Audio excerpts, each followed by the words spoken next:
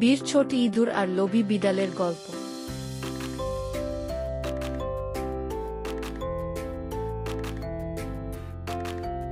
এক গ্রামে মিন্টু নামে এক লোভী বিড়াল থাকত। তার লাল চোখ, তীক্ষ্ণ নখ আর মোটা লেজের জন্য গ্রামে সে বেশ ভয়ঙ্কর ছিল। ইঁদুররা তাকে দেখামাত্রই ছুটে পালাত। সারাদিন ঘরের কোণে লুকিয়ে থাকত তারা, যেন বাইরে বের হলেই মিন্টুর হাতে ধরা পড়ে যাবে। ইঁদুরদের মধ্যে ছোট্ট ও বুদ্ধিমান একজন ছিল, তার নাম চিকু।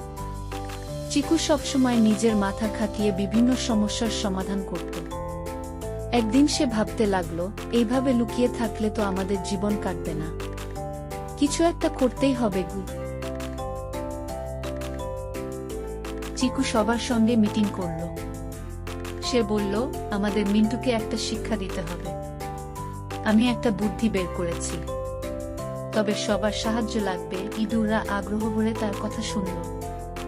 সবাই একমত হলো যে মিন্টুকে ঠকাতে হলে পরিকল্পনাটি সফল করতে হবে। পরের দিন চিকু সাহস নিয়ে মিন্টুর কাছে গেল। মিন্টু তখন তার প্রিয় গাছের নিচে বসেছিল।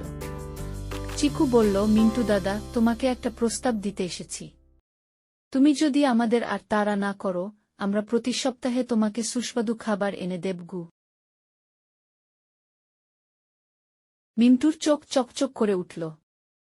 সে ভাবল, যদি খাবার এমনিতেই পেয়ে যাই, তাহলে ইঁদুর ধরার ঝামেলায় পড়ব কেন। সে রাজি হয়ে গেল।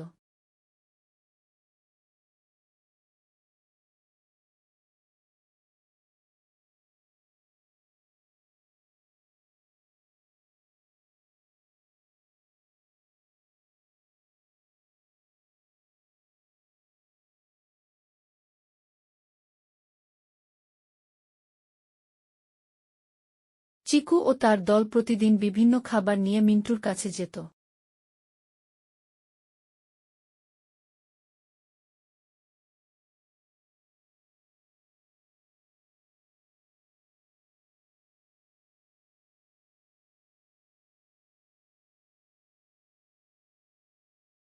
কয়েকদিন এমন চলার পর একদিন চিকু বড় প্লেটে মশলাদার খাবার নিয়ে এলো।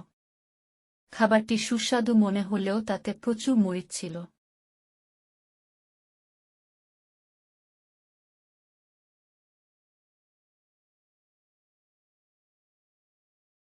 মিন্টু না বুঝেই সব খেয়ে ফেলল।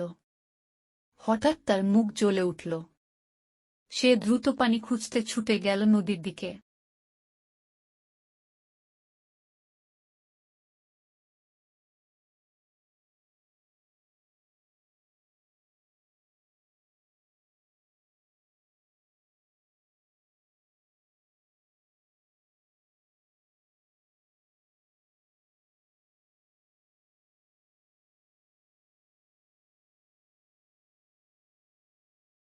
এদিকে চিকু ও তার বন্ধুরা মজা করে হাসতে লাগল।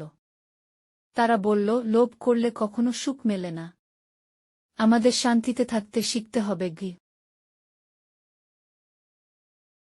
মিন্টু পানির ধারে গিয়ে কিছুক্ষণ মুখ ধুয়ে শীতল হল।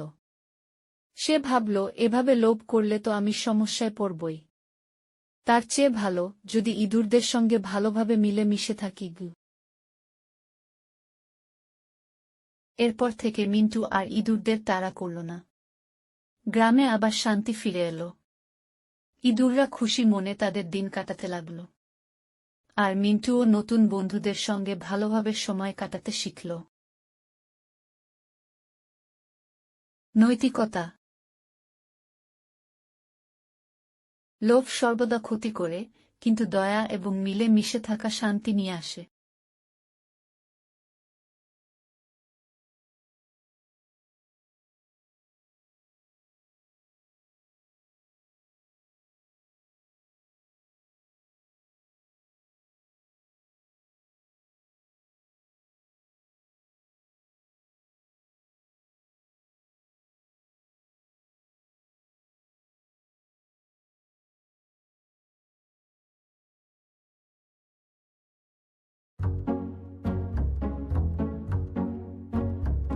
এখন তারা একসঙ্গে সময় কাটায় আনন্দে।